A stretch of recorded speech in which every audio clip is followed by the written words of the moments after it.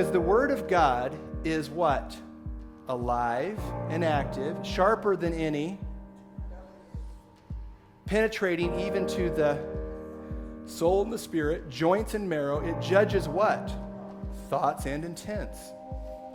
Why does His Word, when you receive it, judge your thoughts and intents? Because His thoughts or intents are injected in the Word.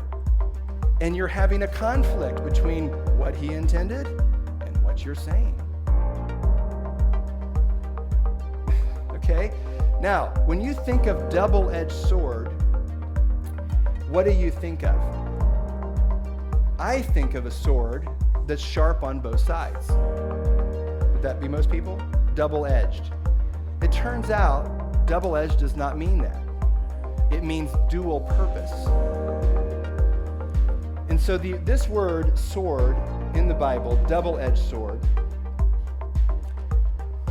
I think I have it here in this verse.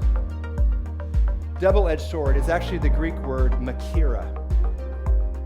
And it means a short forearm length knife, basically. We have a friend that was here, Maria's husband, Jack here, who makes knives as a hobby. And so I think he's working on a makira for me. He began to research them out. And so in Jesus' time, Peter had a sword, a makira. It wasn't a long sword, which I'm going to talk about in a minute, but this short sword. This sword, makira, was double-edged, meaning dual purpose, and it was blunt on one side and really sharp on the other. And the reason being is that every soldier knew you carried a makira, so if someone was wounded, you could superheat it and use it like a lance to heal. But if you met an adversary, you could use it as a weapon to destroy. This makira as a weapon to destroy was never given to us by God to use against people. It was only used against the enemy to do what?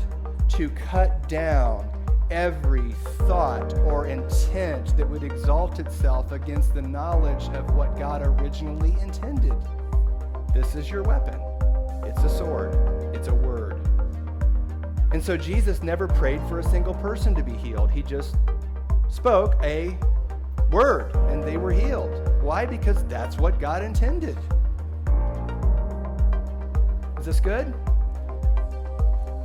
Now, this word sword is different, makira, is different, for example, than in the Old Testament. Remember, an angel was placed outside the garden with a flaming sword?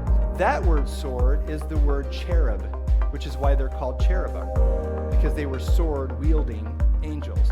But that's a long sword. Think William Wallace in Gladiator, right?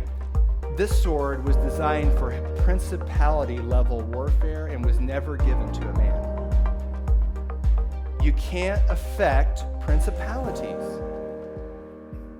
This sword is what you were given as an individual to defend the territory of your own mind, to defend the territory of your own family and people that are entrusted to your care.